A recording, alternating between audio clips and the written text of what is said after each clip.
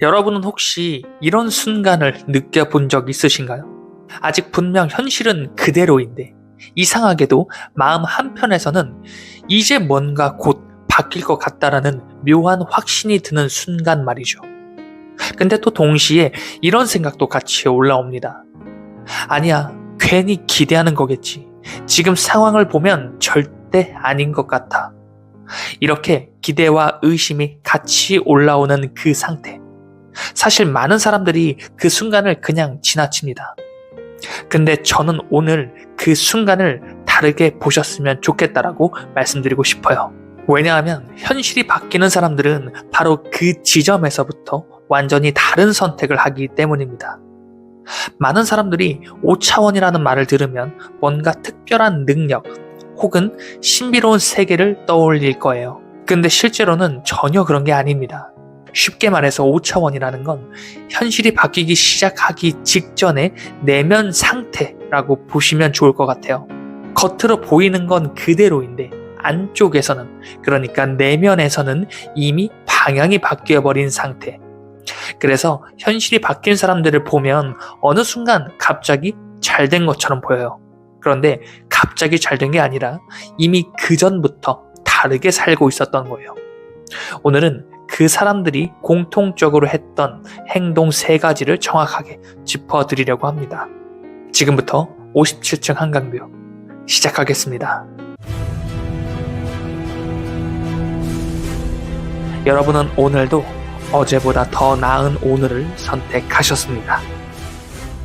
첫 번째, 결정을 미루지 않는다라는 거예요. 왜냐하면 이미 끝낸 상태로 살기 때문입니다. 많은 사람들이 결정을 굉장히 늦게 해요. 왜냐하면 확신이 들 때까지 기다리기 때문입니다. 이게 맞는 선택일까?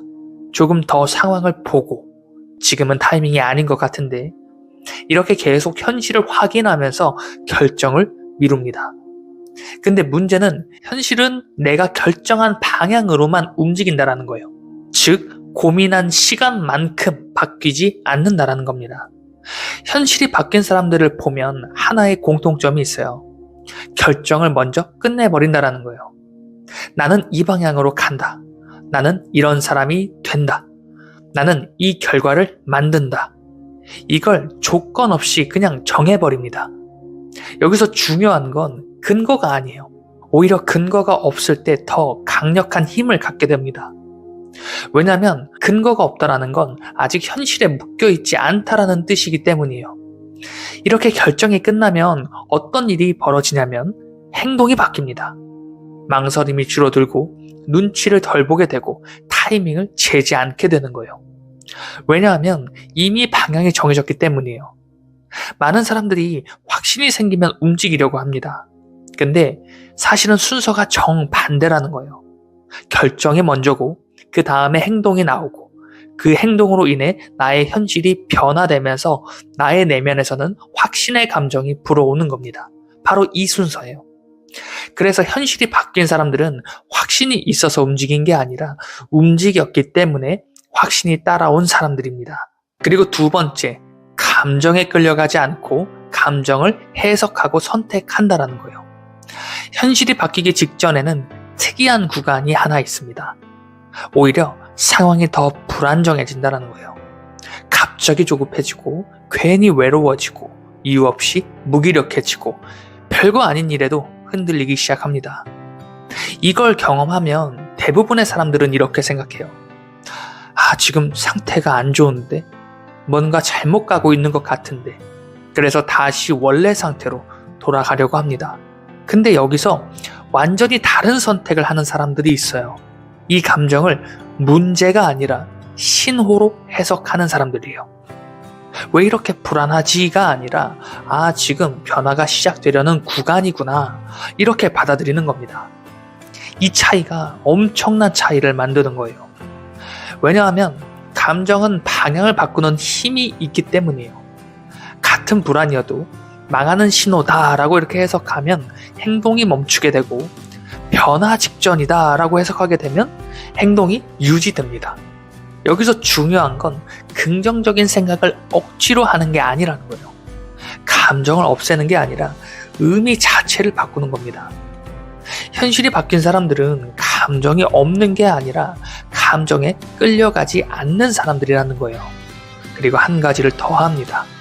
감정을 의도적으로 선택하는 사람들이에요.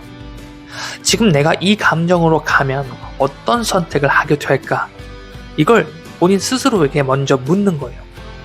그리고 조금 더 나은 선택을 할 수 있는 감정 상태를 고르게 됩니다. 이게 반복되면 내면의 기준이 바뀌고 그 기준이 현실을 바꾸기 시작합니다. 그리고 마지막 세 번째, 이미 그 사람이 된 기준으로 아주 작은 선택부터 하나씩 바꾸는 거예요. 이건 가장 현실적이면서도 가장 강력한 방법입니다. 많은 사람들이 이미 이룬 것처럼 행동하라, 이 말을 듣고 부담을 먼저 느낍니다. 지금 상황이 이런데 그게 말이 되나? 이런 생각을 하는 거죠. 맞습니다. 한 번에 무언가를 바꾸는 건 어려워요. 그래서 중요한 건 크게 바꾸는 것이 아니라 하나만 작게라도 먼저 바꿔보는 겁니다. 현실이 바뀐 사람들은 이 질문을 계속합니다. 이미 이룬 사람이라면 지금 이 상황에서 어떤 선택을 할까? 그리고 딱 하나만 먼저 바꿔보는 겁니다. 예를 들어 지금 하기 싫은 일을 조금 더 미루지 않고 처리하는 선택, 사람을 대할 때 조금 더 여유 있게 반응하는 선택, 시간을 쓸 때 조금 더 의미 있는 쪽으로 쓰는 선택, 이런 사소한 선택들 말이죠. 근데 이런 사소한 것들이 쌓이기 시작하면 어떤 일이 벌어지냐면 바로 정체성이 바뀌어버립니다. 나는 원래 이런 사람이야 라는 기준이 서서히 바뀌기 시작하는 거예요. 그리고 현실은 결국 정체성에 맞춰서 재구성되게 됩니다. 그래서 어느 순간 환경이 바뀌고 사람이 바뀌고 기회가 바뀌기 시작합니다. 이게 현실이 바뀌는 방식이에요. 여러분, 중요한 건 어떤 개념을 아느냐가 아닙니다. 지금 어떤 상태로 하루를 살아가고 있느냐인 거예요. 결정을 미루고 있습니까? 아니면 이미 끝낸 상태로 살아가고 있습니까? 감정에 끌려가고 있습니까? 아니면 그 감정을 해석하고 있으신가요? 과거의 기준으로 선택하고 있습니까? 아니면 원하는 미래를 기준으로 선택하고 있습니까? 이 세 가지의 기준만 바뀌어도 여러분의 현실은 생각보다 훨씬 빠르게 흐름을 바꾸기 시작할 겁니다. 그리고 어느 순간 정말 이상하게 느껴질 거예요. 왜 이렇게 일이 풀리지? 그때 알게 될 겁니다. 현실이 갑자기 바뀐 게 아니라 이미 안에서부터 바뀌고 있었다는 걸 말이죠. 여러분은 오늘도 어제보다 더 나은 오늘을 선택하셨습니다. 지금까지 이훈만 작가의 57층 한강뷰였습니다. 영상 시청해주셔서 감사합니다.